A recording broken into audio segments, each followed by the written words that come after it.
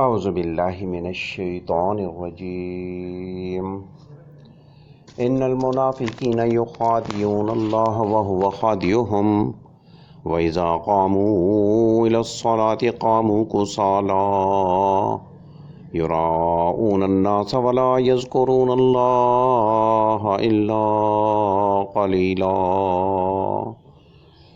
مذبذبین بین ذلک لا الہ هؤلاء ولا الہ هؤلاء ومن یضلل اللہ فلن تجد له سبیلا یا ایہا الذین آمنوا لا تتخذوا الکافرین اولیاء من دون المؤمنین اتريدون ان تجعلوا لله عليكم سلطانا مبينا ان المنافقين في الدرك الاسفل من النار ولن تجد لهم نصيرا الا الذين تابوا واصلحوا واعتصموا بالله واخلصوا دينهم لله فاولئك مع المؤمنين وسوف يؤتي الله المؤمنين اجرا عظيما ما يفعل الله بعذابكم ان شكرتم وآمنتم وكان الله شاكرا عليما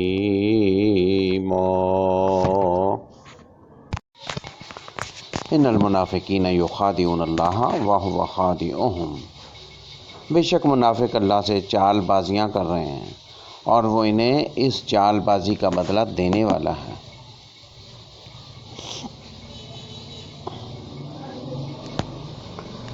سورۃ البقرہ میں اللہ تعالیٰ نے ان کا منافقین کا تذکرہ کیا ہے، یعنی منافقین جن کے دل تو ایمان سے محروم تھے مگر وہ اہل ایمان کو فریب دینے کے لیے زبان سے ایمان کا اظہار کرتے تھے۔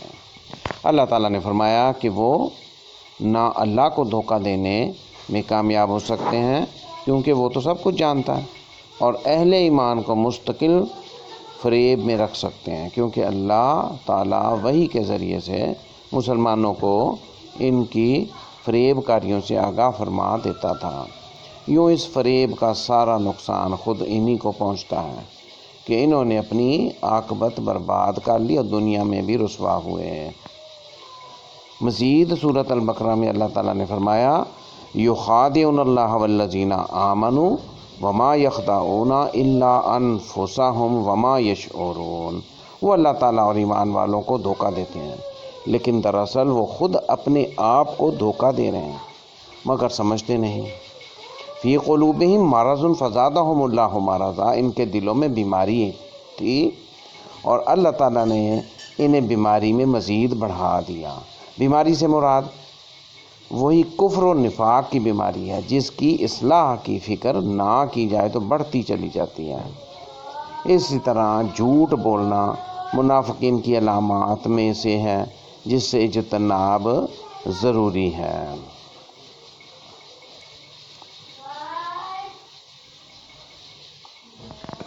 وَإِذَا قَامُوا إِلَى الصَّلَاةِ قَامُوا كُسَالَىٰ، اور جب نماز کو کھڑے ہوتے ہیں تو بڑی کاہلی کی حالت میں کھڑے ہوتے ہیں۔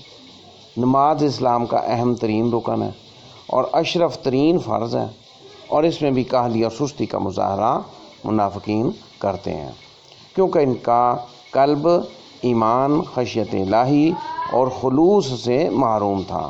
یہی وجہ تھی کہ عشاء اور فجر کی نماز بطور خاص ان پر بہت بھاری تھی، جیسا کہ نبی صلی اللہ علیہ وسلم نے فرمایا منافق پر عشاء اور فجر کی نماز سب سے بھاری ہے۔ یراؤن الناس ولا یذکرون اللہ الا قلیلا، صرف لوگوں کو دکھاتے ہیں اور یاد الہی تو یوں ہی برائے نام کرتے ہیں۔ یہ نماز بھی وہ صرف ریاکاری اور دکھلاوے کے لیے پڑھتے ہیں تاکہ مسلمانوں کو فریب دے سکیں۔ اللہ کا ذکر تو برائے نام کرتے ہیں یا نماز مختصر سی پڑھتے ہیں۔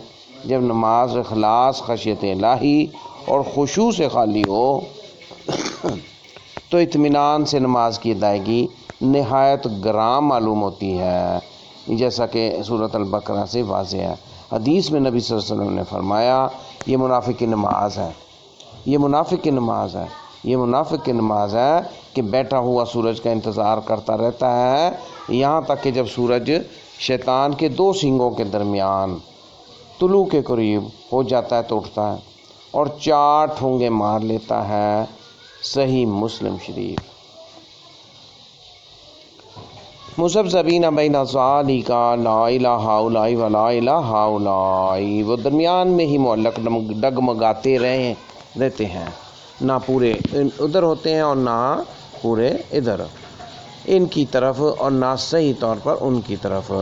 کافروں کے پاس جاتے ہیں تو ان کے ساتھ، اور مومنوں کے پاس آتے ہیں تو ان کے ساتھ دوستی اور تعلق کا اظہار کرتے ہیں۔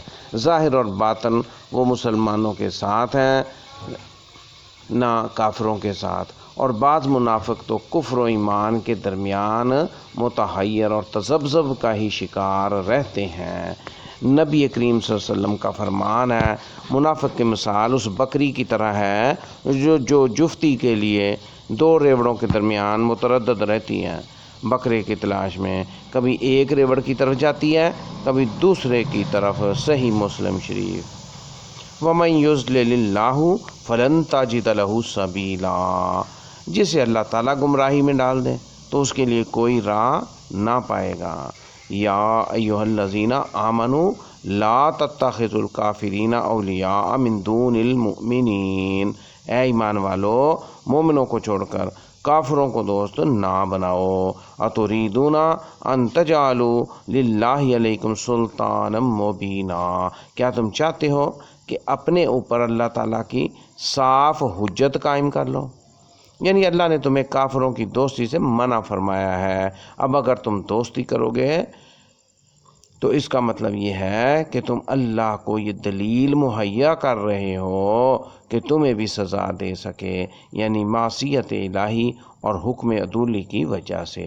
ان المنافقین فی الدرک الاسفل من النار ولن تجد لهم نصیرا، منافق تو یقیناً جہنم کے سب سے نچلے طبقے میں جائیں گے، ناممکن ہے کہ تو ان کا کوئی مددگار پائے۔ جہنم کا سب سے نچلا طبقہ حاویہ کہلاتا ہے، اعاذنا اللہ منہا۔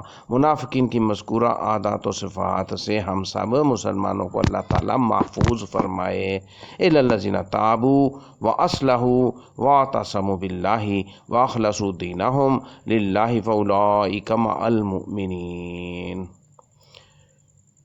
آخر میں فرمایا کہ ہاں وہ جو توبہ کر لیں، ہاں جو توبہ کر لیں اور اصلاح کر لیں اور اللہ تعالیٰ پر کامل یقین رکھیں اور خالص اللہ ہی کے لیے دینداری کریں تو یہ لوگ مومنوں کے ساتھ ہوں گے۔ فَأُولَئِكَ مَعَ الْمُؤْمِنِينَ، یعنی منافقین میں سے جو ان 4 چیزوں کا خلوص دل سے اہتمام کرے گا، یعنی توبہ کرے اور اپنی اصلاح کرے اور اللہ تعالیٰ کو پر کامل ایمان یقین رکھے اور خالص اللہ ہی کے لیے دینداری کرے، یہ 4 چیزوں کا جو خلوص دل سے اہتمام کرے گا وہ جہنم میں جانے کے بجائے جنت میں اہل ایمان کے ساتھ ہوگا۔ وَسَوْفَ يُؤْتِ اللَّهُ الْمُؤْمِنِينَ أَجْرًا عَظِيمًا، اور اللہ تعالیٰ مومنوں کو بہت جلد بہت بڑا اجر دے گا۔ ما یفعل اللہ بعذابکم ان شکرتم وآمنتم، اللہ تعالیٰ تمہیں سزا دے کر کیا کرے گا اگر تم شکر گزاری کرتے رہو اور با ایمان رہو۔ شکر گزاری کا کیا مطلب ہے؟ شکر گزاری کا مطلب یہ ہے کہ اللہ کے حکم کے مطابق برائیوں سے بچا جائے، اجتناب کیا جائے اور عمل صالح کا اہتمام کیا جائے اور عمل صالح میں لگے رہیں۔ یہ گویا اللہ کی نعمتوں کا عملی شکر ہے، اور ایمان سے مراد اللہ کی توحید و ربوبیت پر اور نبی آخر الزماں حضرت محمد مصطفیٰ صلی اللہ علیہ وسلم کی رسالت پر ایمان ہے۔ وَقَانَ اللَّهُ شَاكِرًا عَلِيمًا، اور اللہ تعالیٰ بہت قدر کرنے والا اور پورا علم رکھنے والا ہے، یعنی جو اس کا شکر کرے گا وہ اس کی قدر کرے گا، جو دل سے ایمان لائے گا وہ اس کو جان لے گا اور اس کے مطابق بہترین جزا اجر عظیم دے گا۔ ہمارا یوٹیوب چینل سبسکرائب کریں اور ویڈیوز کو شیئر کریں، لائک کریں۔ بہت بہت